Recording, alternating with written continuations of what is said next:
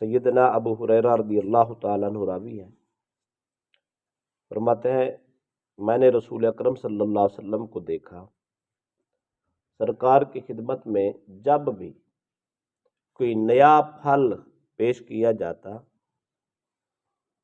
وَدَعَهَا عَلَىٰ عَيْنَيْهِ وَعَلَىٰ شَفَتَيْهِ، سرکار وہ پھل اٹھاتے، اپنی آنکھوں پہ لگاتے اور اپنے ہونٹوں سے چومتے۔ کوئی بھی غلام خدمت میں پیش کرتا کہ یا رسول اللہ میرے باغ میں یہ پھل نیا نیا پیدا ہوا ہے، پہلا پھل ہے، میرا جی چاہا میں نے خدمت رسول میں پیش کروں، آپ اس کو اٹھاتے اور اتنی احترام سے آنکھوں پہ لگاتے اور اس کو ہونٹوں پہ رکھتے، پھر دعا فرماتے۔ دعا کے الفاظ یہ ہے، اللہم کما اربیتنا اولہ فارنا آخرہ، اے اللہ اس پھل کی جیسے تو نے ہمیں ابتدا دکھائی ہے اسی طرح انتہا بھی دکھا دے۔ ثم یؤتیہا من یکون عندہ من الصبیان، دعا فرما کر وہی پھل اپنی مجلس میں بیٹھے سب سے چھوٹے بچے کو دے دے۔ اس کو امام بہقی نے نقل کیا ہے، حدیث کے الفاظ اتنے ہیں۔ رسول اکرم صلی اللہ تعالیٰ علیہ وسلم ہر نئے پھل کو اٹھا کر آنکھوں پہ رکھتے اور اس کو چومتے، ہونٹوں پہ رکھتے۔ یہ اس نعمت خدا کا شکرانہ اور ادب و احترام ہے۔ خدا کی کوئی بھی نعمت ہو اس کا احترام کرنا۔ ایک پہلی چیز اور بھی تھی، جب بارش ہوتی نا، بارش کے موسم میں جب بارش کے پہلے قطرے ٹپکتے تو سرکار باہر نکل جایا کرتے تھے۔ بارش کے پہلے قطروں کو سرکار اپنے چہرے پہ لیتے یا منہ میں لیتے یا سینہ کھول کے سامنے کھڑے ہو جاتے، اللہ کی رحمت برس رہی ہے، پہلے قطرے میں محمد ہی نہیں۔ پہلی چیز پہ سرکار کو بڑی محبت۔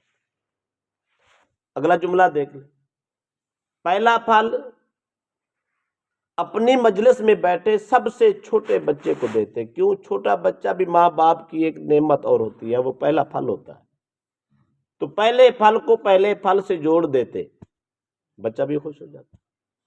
اس میں ایک اور راز بھی ہے، جی تو ہر آدمی کا کرتا ہے، دل تو ہر آدمی کا چاہتا ہے یہ میں چیز کھا لوں، لیکن بچوں کا رجحان زیادہ ہوتا ہے۔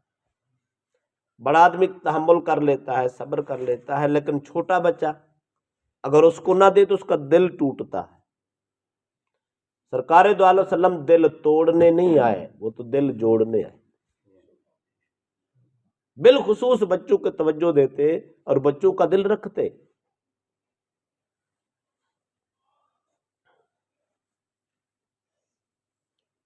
اور دوسری بات، سرکار دو علیہ وسلم جب وہ پھل لیتے اس کو آنکھوں پہ رکھتے اور ہونٹوں پہ رکھتے۔ آج بھی ہم نے کئی لوگوں کو دیکھا ہے کہ وہ روٹی اٹھا کے اپنی آنکھوں پہ لگا رہے، کھانا کھانے سے پہلے وہ روٹی کو چوم لے، اس نیت سے چومتے ہیں کہ خدا کی نعمت ہے، میں کون ہوتا ہوں، میری کون سی محنت ہے، رب نے کتنا خوبصورت کھانا اور خوبصورت نعمت مجھے دے دی۔ بعض اوقات ایسا ہوتا ہے آدمی محنت کرتا ہے، محنت کر کے کما کے کھاتا ہے، اس کے پیچھے سمجھ آتی ہے محنت کا پھل ہے۔ بعض اوقات ایسا ہوتا ہے، ایسا موقع بن جاتا ہے، اچانک آدمی ایسے جگہ پہ جا پہنچتا ہے یا ایسے اچانک کسی کو بلا لیتا ہے، ایسے کھانے کھاتے انسان کے وہم و گمان میں نہیں ہوتا، انسان سوچنے پہ مجبور ہو جاتا ہے مولا تو نے بغیر محنت کے مجھے اتنی نعمتوں سے نواز دیا، تو اس وقت جی کرتا ہے انسان کا کہ میں اس نعمت کو چوموں۔ تو اللہ کی کسی نعمت کو چومنا، آنکھوں پہ لگانا، اس کو احترام کرنا، یہ رسول اللہ کی سنت بھی ہے، تعلیم بھی۔ اور پھر سرکار نے دعا فرمائی تھی، یا اللہ جیسے تو نے ہمیں اس کی ابتدا دکھائی ہے اس کی انتہا بھی دکھا دے۔ اس جملے کے دو معنی، ایک تو یہ معنی بنتا ہے سرکار دعا کرتے یا اللہ مجھے اتنی لمبی زندگی دے دے، اس موسم بہار کی میں نے ابتدا دیکھی ہے تو اس کی انتہا بھی دیکھ دو۔ یہ فطرت ہے انسان کی، ہر آدمی دعا کرتا ہے یا اللہ 4 دن مہلت دے۔ چارپائی پہ پڑا تڑپتا ہوا آدمی، بیمار لاچار محتاج بھی دعا کر رہا ہوتا ہے یا اللہ مجھے مہلت دے۔ آپ کسی بیمار کو پوچھنے جاؤ تو کہتے ہیں دعا کرو اللہ مجھے صحت دے دے، مجھے 4 دن زندگی دے دے، میرے چھوٹے بچے ہیں، میرے مسائل ہیں، مجھے یہ فطرت کے تقاضے ہیں۔ انسان کہتا ہے 4 دن میں دنیا کی بہار دیکھ جاؤں، اگر ایسی کوئی دعا کرے تو یہ دعائے مصطفیٰ کر سکتے۔ دوسرا مطلب اس کا یہ ہے، سرکار دو علیہ وسلم یہ دعا کرتے تھے، یا اللہ اس پھل کی ابتدا دکھائی، اس کی انتہا بھی دکھا، اس سے مراد جنت کا پھل ہے۔ یہ دنیا کے جتنے پھل ہیں یہ سارے جنت کے پھلوں کے نمونے ہیں۔ اللہ پاک نے دنیا میں ہمیں دکھا دیا، ان کے نام بھی بتا دیے، پھر قرآن میں انار کا بھی ذکر آتا ہے، کھجور کا بھی ذکر آتا ہے، چند میوہ کا ذکر آتا ہے، چند پھلوں کا ذکر آتا ہے۔ یہ جو ذکر آتا ہے دراصل یہ سارے پھل جنت کے پھل ہیں۔ اللہ پاک وہاں بھی انعام سے نوازے گا تو انہی پھلوں سے نوازے گا، پر اس کا ذائقہ اپنا ہوگا، رنگ اپنا ہوگا، چاشنی اپنی ہوگی، لذت اپنی ہوگی۔ وہ رحمت خدا میں پلے ہوئے پھل، جنت کی بہار میں پلے ہوئے پھل، یہ دنیا کے کھاد کے پلے ہوئے پھل ہیں۔ پھل یہی ہوں گے اور اس کی لذت۔ تو دعائے مصطفیٰ کا مطلب یہ تھا، یا اللہ ہمیں ایمان پر، اعمال صالحہ پر استقامت عطا کر، اسی استقامت کے ساتھ ہمارا خاتمہ فرما، تاکہ دنیا سے جب جائیں تو ہم جنت کے حقدار ہوں۔ جنت میں جا کے جیسے دنیا میں تیری نعمتیں کھا رہے ہیں، ایسے جنت میں بھی تیری نعمتیں۔ کسی کے ذہن میں خیال آ سکتا ہے کہ سرکار دو علیہ وسلم بھی استقامت کی دعا کرتے، بھئی نبی کی استقامت کی قسم خدا کھاتا ہے، اس کے صراط مستقیم پہ ہونے کی قسم خدا کھاتا ہے۔ یاسین والقرآن الحکیم انک لمن المرسلین علی صراط مستقیم۔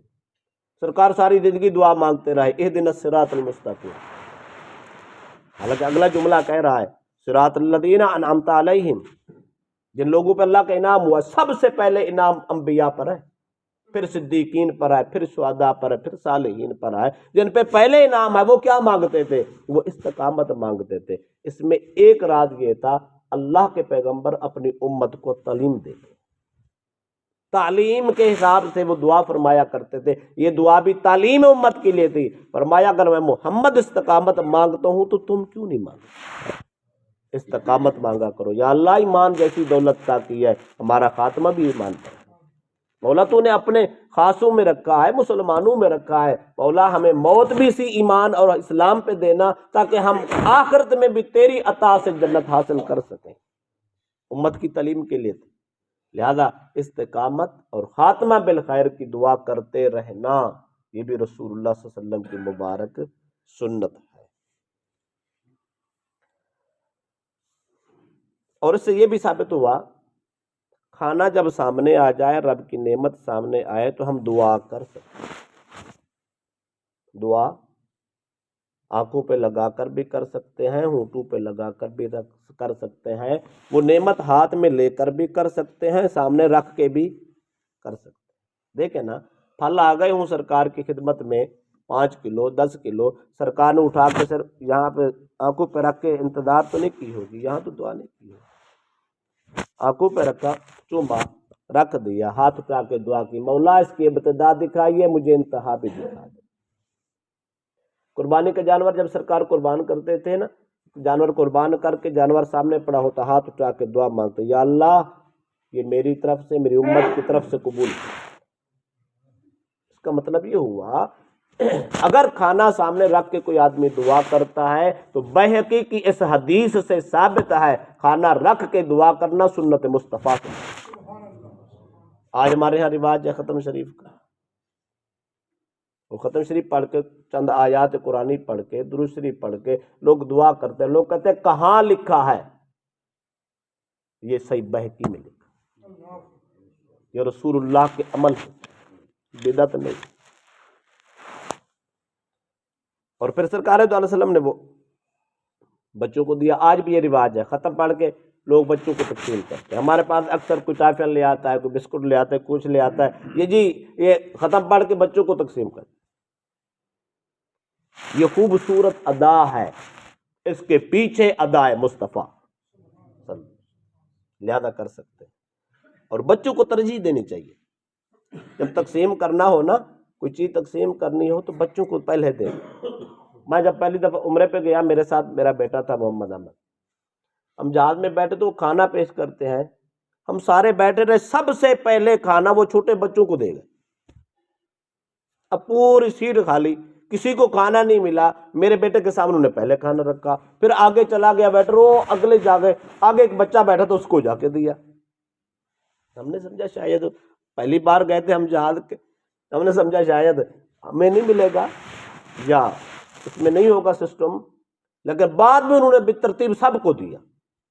اس وقت میرے ذہن میں یہ بات آیا کتنا بڑا احترام ہے بچوں کا، کہ ایسا نہ ہو ساتھ والا بیٹھا بڑا آدمی کھا رہا ہو اور بچہ اس کو ترس کے دیکھ رہا ہو، ایسا نہیں ہے، کیونکہ بچے کے اندر حرص کھانے کی زیادہ ہوتی ہے، اس لیے پہلے بچے کو دینا، تو پہلے بچے کو دینا، اس کا دل رکھنا، اس کو ادھر میل کرنا، کہیں ایسا نہ ہو اس کے دل میں لالچ نہ پیدا ہو جائے، بلکہ پہلے اس کو دو، اس کی توجہ ادھر رہے، کسی کو ترسی نگاہوں سے نہ دیکھے، بھوکی نگاہوں سے نہ دیکھے، یہ بچے کی تربیت میں شامل ہے۔